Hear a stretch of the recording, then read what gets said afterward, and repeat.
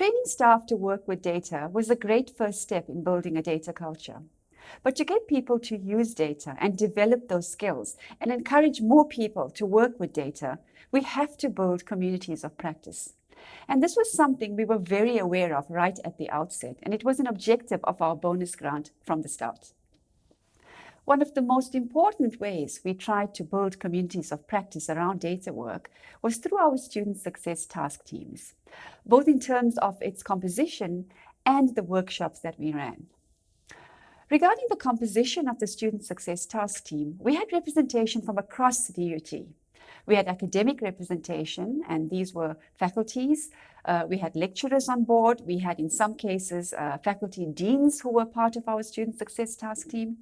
And then in terms of admin, in terms of student support, student academic support, we had a whole range of representation. We had the registrar's office, we had student counseling, the library, writing center, student housing. And so staff were very well represented. We also had a very good student representation. We had our SRC represented, and in almost every student success task team workshop, we had the SRC there, or SRC reps. And then we had an individual student who works with our student food security project, and that was Sponisu. And now about our student success task team workshops.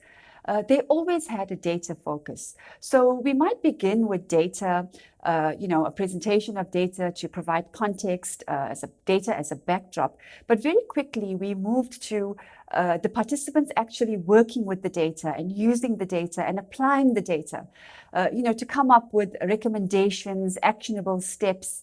Our workshops were not talk shops. They were workshops in every sense of the word, and always with a data application focus.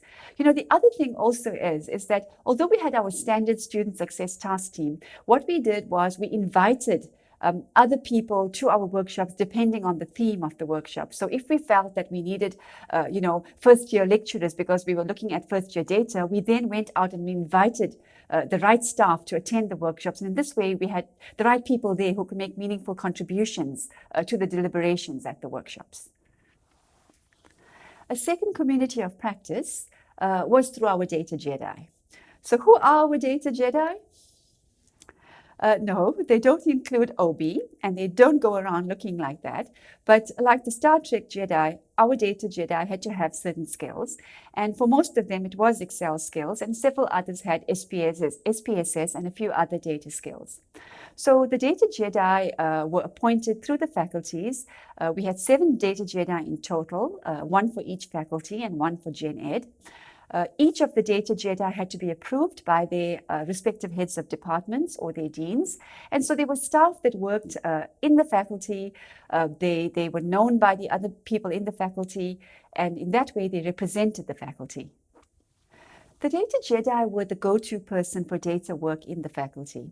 So whereas they did do focus on Siyaphumelela data work, they also conducted data work for the faculty depending on what the deans actually wanted. And the idea was for the Data Jedi, the academic development practitioner, and the quality promotions officer, where these positions existed, of course, in the faculties, to work together as a team. We also have a data working group which formed a third community of practice.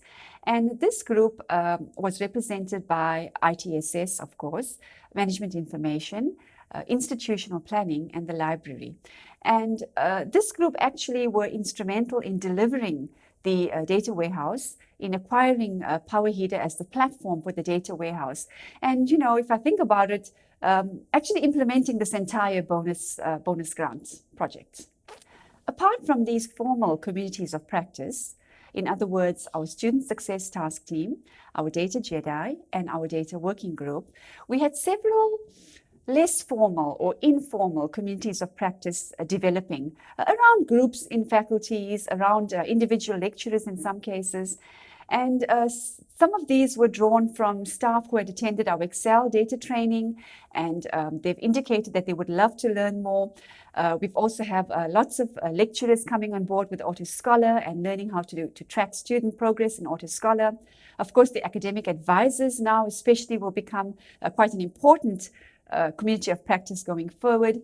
And so, apart from the formal communities of practice, we have all these informal communities of practice developing. And so we are very excited about this group growing and developing in future. And then the last thing I wanted to mention is our biennial institutional research conference. This year, we rebranded it as DUT Data Day, and it was a very exciting event. And this actually showed us that we are really developing communities of practice around data work. The DUT Data Day was an opportunity for staff to showcase the way in which they use data in their respective environments. And here you see a gallery walk actually of all the various activities that we conducted over the 4 years in our Student Success Task Team workshops, and a few other workshops we ran outside the formal Student Success Task Team workshops. In terms then of how we implemented building our communities of practice, if I can call it that, our Student Success Task Teams, our Data Jedis, we had a very regular, what we call a regular cadence of accountability, and that's in the 4 disciplines of execution, the 4DX methodology. So with these Student Success Task Teams, our regular workshops, 4 times a year, or when we had the conference 3 times a year, the Data Jedis, we met very regularly, once a month, sometimes more often if it was close to a workshop and they were involved in the workshop. So having that regular interaction, I think, is very important in building a community of practice. Apart from that, having the right people involved, so with the Data Jedis, the fact that they were appointed, with the approval of the deans, that they were staff members within the faculties, that was a good success factor. The fact that we invited or maybe co-opted people whom we thought were the right people, to our workshops and things, all help to build communities of practice. And then finally, sometimes if the formal doesn't work, it's okay. Don't sweat it. Let it happen. Let it develop organically or naturally with the more informal ways. And I think that's what we found actually has worked a lot better. Having maybe smaller meetings, smaller groups, and this groundswell, from the bottom, this groundswell of development of communities of practice. So, yeah, that's how we build communities of practice.